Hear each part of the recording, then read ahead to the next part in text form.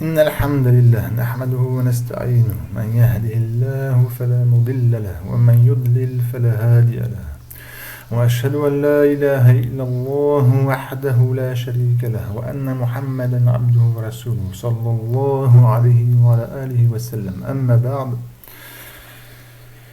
Donc nous continuons Inch'Allah. Et nous avons fini au dernier cours les indications des gestes. Donc nous avons fait toutes les indications de l'Irab, donc l'indication du Raf, du Nasb, du Khafd et du Jazm. Avant de continuer, je vais vous expliquer, Inch'Allah, maintenant, comment est constitué Al-Ajurumiyya, ce livre-là, ce petit livre-là, comment il est constitué. Alors, il est en 3 parties. La première partie, c'est Babul Kalam. Donc, c'est une toute petite partie, comme vous voyez, ça fait même pas une page. Babul Kalam, donc, vous vous rappelez, ça explique ce que c'est qu'Al-Kalam en arabe, la parole. Donc, là-bas, c'est Al-Kalam, huwa al-lafz al-mufid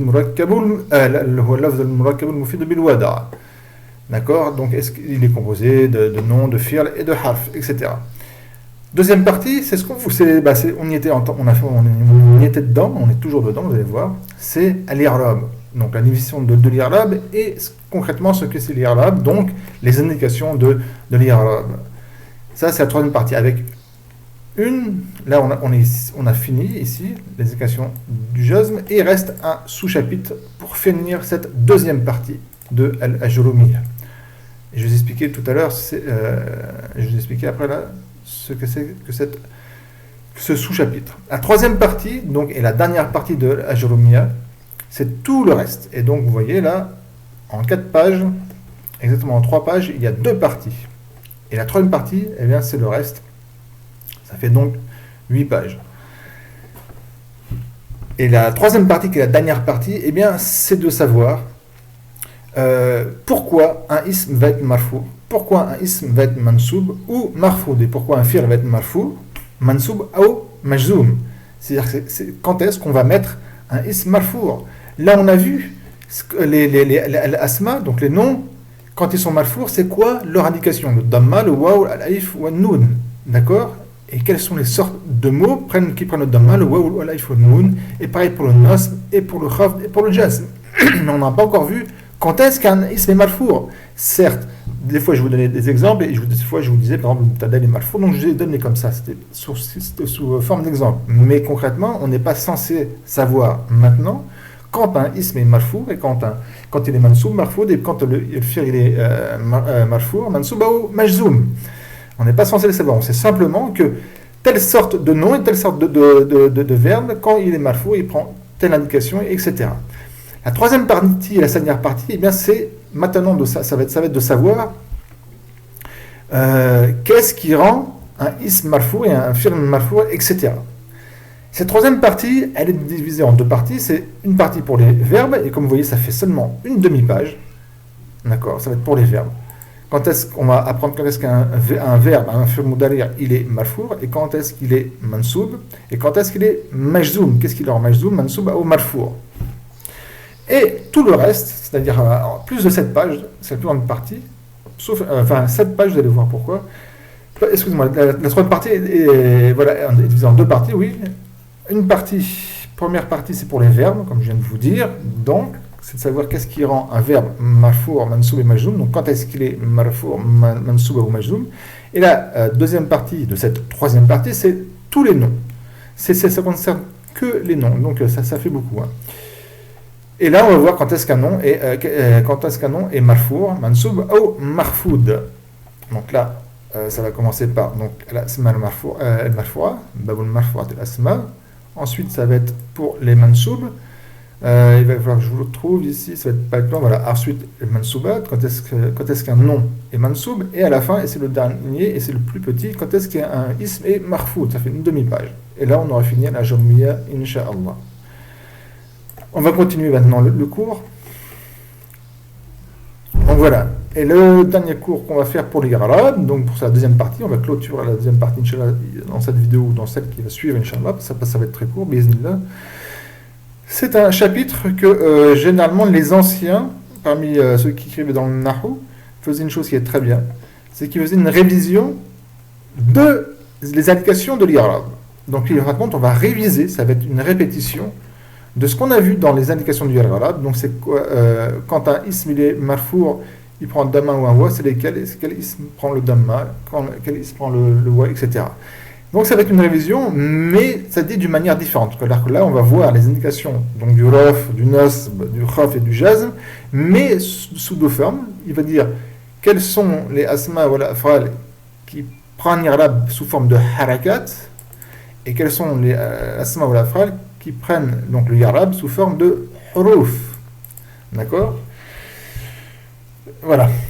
Vous voyez que jusqu'à maintenant, on parle que des asma et des afal. Or, on a vu qu'il y a trois sortes de mots dans une phrase, dans un kalam, dans une parole. C'est les asma, pas de problème, les afal, pas de problème, et les huruf, les lettres, les harf. Et pourtant, on ne parle jamais de harf. Et ni dans la troisième partie, vous allez voir, comme je l'ai dit, il y a seulement les afal. On va voir quand est-ce que les afal sont marfoua, mansouba, majzouma, d'accord? Ensuite, les asma, mais il n'y a pas les huruf. Pourquoi? J'attends une réponse, j'écoute, personne ne me répond, donc je donne la réponse. Souvenez-vous, on avait dit au début, on s'était mis d'accord que al-huruf kulluha mabniya la mahal laha min al-i'rab. Cette phrase est très importante. La mahal laha min al-i'rab. Donc toutes les huruf, kull huruf mabniya, toutes les lettres sont invariables, donc elles ne prêtent pas d'irab. Wala mahal laha min al-i'rab. Elles n'ont pas d'état pour l'irab. C'est-à-dire qu'en aucun cas on peut dire qu'une lettre, que ce soit min, que ce soit al-ba, hal, lam, lan, etc. Ça, le signe, ça fait toutes les huruf, code, etc. Toutes ces huruf-là, que ce soit des huruf khafd ou d'autres huruf qui ne sont pas huruf khafd, n'importe quel harf, on ne peut pas lui donner d'irab, donc elle ne peut pas être ni marfou, mansoub, marfoud ou majzoum, ni même mabni dans un état de rafr, nasb, khafd ou jazm. Donc, en fin de compte, l'irab ne concerne, comme je vous le répète, que les asma et l'af'al, pas le huruf. Par contre, les huruf, comme on a déjà vu par des exemples, peuvent, elles, donner par exemple un nasb comme lan adhaba. Là, c'est lan, c'est un harf. Le harf ici, il est mabni à soukoun, il n'a pas d'état d'irab. On ne donne pas de raf, de nasb, ni rien. Par contre, c'est le harf là, il va donner le nasb au fi'l mudari', lan adhaba. Le fi'l mudari', il est mansoub. Et donc, on va parler comme des huruf, mais pas en tant que mots qui prennent l'irab, mais en tant que mots de kalima qui donne un i'rab à un ism ou un fi'l. Barakallahu fikum.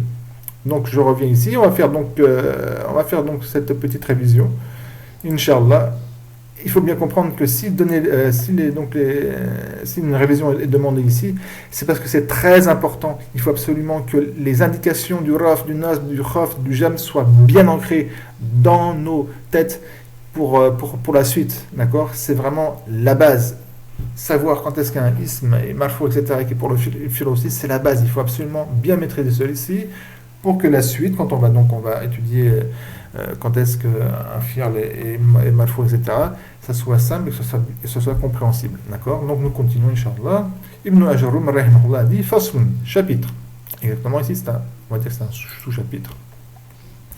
Al-Murabat ou Qisman. Al-Murabat, il faut comprendre Al-Kalimat ou Al-Murabat. Le Kalimat ici, c'est enlevé. Les Kalimat qui sont Murabat, donc qui acceptent l'Irab, qui acceptent d'être marfour, etc., sont en deux parties. Qisman, deux parties.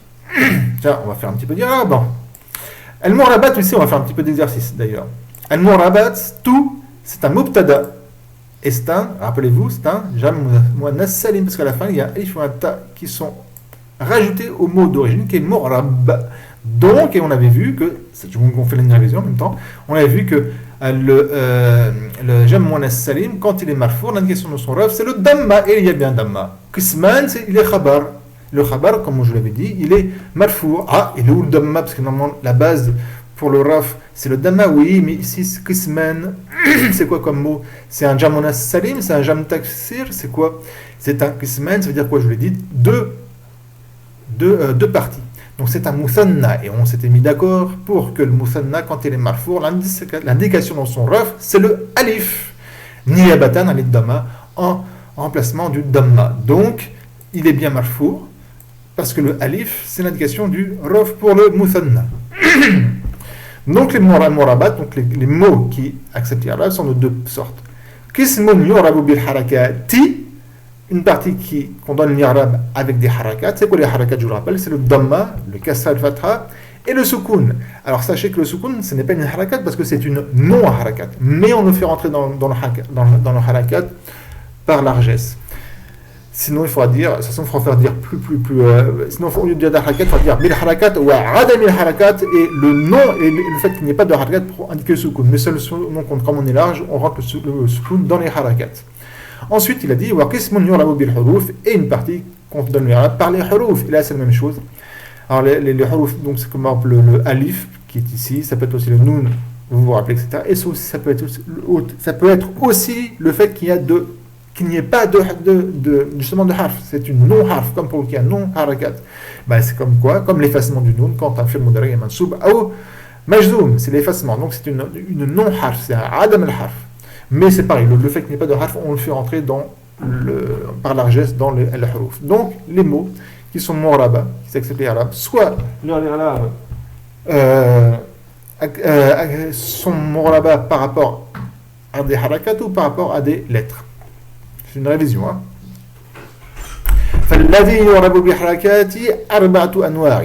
Alors, celui qui accepte l'irabe par les harakat, donc damma, fatha, kasra, sukun, arba'atu anwar sont de 4 sortes. Al-ism mufrad. Al-ismu mufrad, c'est le nom singulier. Et je vous rappelle, il faut mettre l'exception de ce qu'on appelle al-asma al-khamsa, qui va venir dans al-huruf. D'accord? Exemple, on va par exemple Zaydoun, c'est un ism mufrad, c'est un nom qui indique un singulier. Ou muslimun, ou muslimatun, que ce soit masculin ou féminin, que ce soit aqil ou ghayr aqil. Aqil veut dire qui résonne, donc les êtres humains, les djinns aussi. Et ghayr aqil, c'est le reste de la création.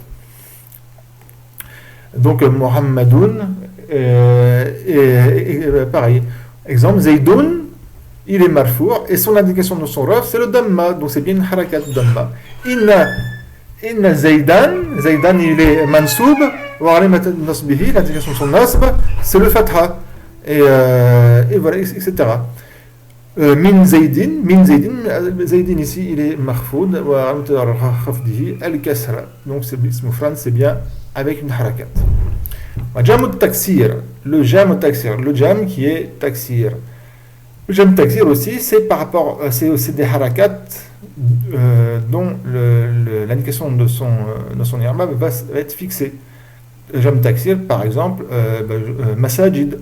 Masajid, c'est le pluriel de masjid, donc c'est un jam qui a été cassé par rapport à son singulier. Masajidou, donc c'est bien un damma qui est à la fin, donc c'est bien une harakat qui indique le raf de masajidou. Ensuite, wajamul mu'annasis salimu, comme al-murabat, vous voyez. L'indication, le pluriel féminin saint. Al-Murabat, c'est bien un damma qui est à la fin. Damma, c'est une harakat. Donc, le jam salim, c'est bien une harakat qui va donner l'indication de l'irab. والفعل المضارع الذي لم يتصل بآخر شيء ce mot là shay, et le fi'l mudari, celui qui à la fin rien ne s'est attaché.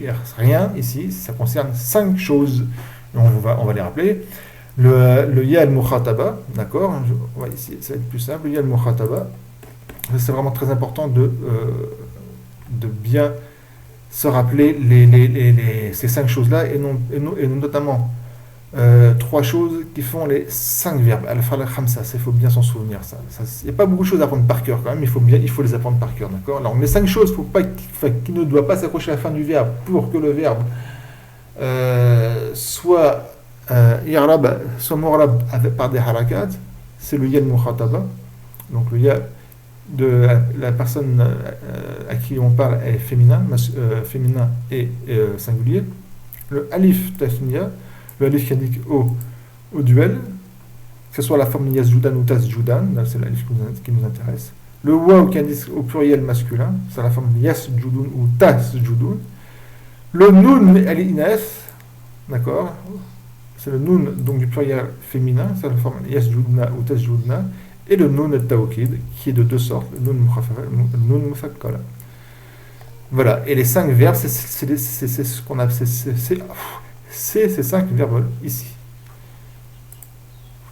Ensuite, wa kulluha turfa'u bid-damma. Il dit tous ces mots-là, ils sont marfour par rapport avec un damma. Wa tunsabu bil fatha, et ils sont mansoub avec un fatha. Wa tukhfadu bil kasra, et ils sont marfoud avec un kasra. Wa tujzamu bil sukun, et ils sont majzoum avec un sukun. Mais il va y avoir des exceptions. Parce que comme vous le savez, par exemple, al-jam' muannath salim, quand il est mansoub, c'est pas par le fatha, c'est le kasra. Mais qu'est-ce qu'il dit ici Ibn Jurhum? Donc il va donner l'exception, donc ça c'est la base. La base de tous ces noms-là, c'est qu'ils sont marfou avec par rapport à damma, mansoub par rapport à fatha, marfoud avec un kasra et majzoum avec un sukun. Et maintenant on va sortir les exceptions qu'on a déjà étudiées, donc c'est une révision, je répète. Wa kharaja an dhalika thalathatu ashya. Et sort de ceci trois choses. Donc il y a trois exceptions. Jam' muannath salimu. Jam' muannath salimu. Le jam', le pluriel de féminin qui est sain. Yunsabu bi kasra, comme je viens juste de le dire avant, on met il est mansoub par rapport au kasra, d'accord, et non pas par rapport au fatha, mais avec un kasra.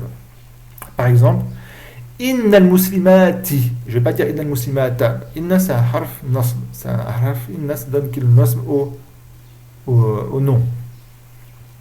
Donc normalement je devrais dire, à la base je devrais dire inna al-muslimata, mais comme al-muslimat, c'est un jam' muannath salim, je ne peux pas dire.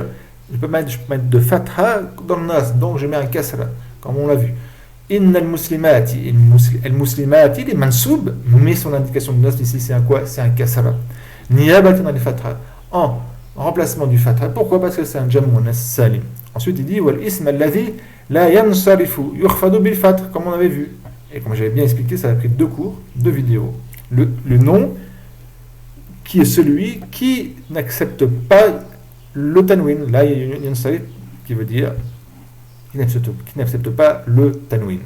C'est la définition pas linguistique mais technique. Yukhfadu bil fath, lui on met marfoud bil fath. Par exemple min masajida, d'accord, min masajida, min c'est un harf jar, masajida c'est un ism qui est marfoud, donc min c'est un harf khafd. Masajida, c'est un ism qui est marfoud. L'indication de son khafd, c'est le fatha, et non pas le kasra. Pourquoi? Parce que c'est un ism ghayn munsarif, un ism qui n'accepte pas le tanwin. Mais rappelez-vous, là il n'a pas dit, moi je vous l'ai dit la dernière fois, il y a 2 cas où il accepte le kasra, le ism ghayn munsarif, c'est quoi? Rappelez-vous, c'est quoi? C'est quand on lui rentre un alif wal lam, ou quand il est mudaf. Alors je vais dire minal masajidi. Rappelez-vous, minal masajidi. Ici, le mamnu masaj, il accepte le kasra. Ah bah oui. Pourquoi? Parce qu'il y a un alif walam qui est rentré. Mais s'il n'y a pas d'alif walam, je dis min masajida. Et c'est les mudaf la même chose. Min masajidi mekkata. Des mosquées de la Mecque. Donc min masajidi mekkata. Pourquoi? Parce que masajidi, ici, il est mudaf. Donc là, le mamnu masaj, il accepte le kasra. Ensuite, wal fi'l mudari' al mu'tal al akhir yulzamu bi hafi akhir. Et la troisième chose, qui est la troisième exception parmi cette règle-là, donc qui sort de la base, c'est le fi'l mudari' qui à la fin a un harf illa. Harf illa, c'est soit le waw, l'alif ou l'ya. Qu'est-ce qui se passe? Fayulzamu bi hafi akhir. Donc lui, c'est pas par rapport à une harakat, mais c'est par rapport à une lettre, c'est exactement l'effacement de la lettre quand il est majzoum, et d'ailleurs il va être ici. Donc en fin de compte il fait partie de cette catégorie là.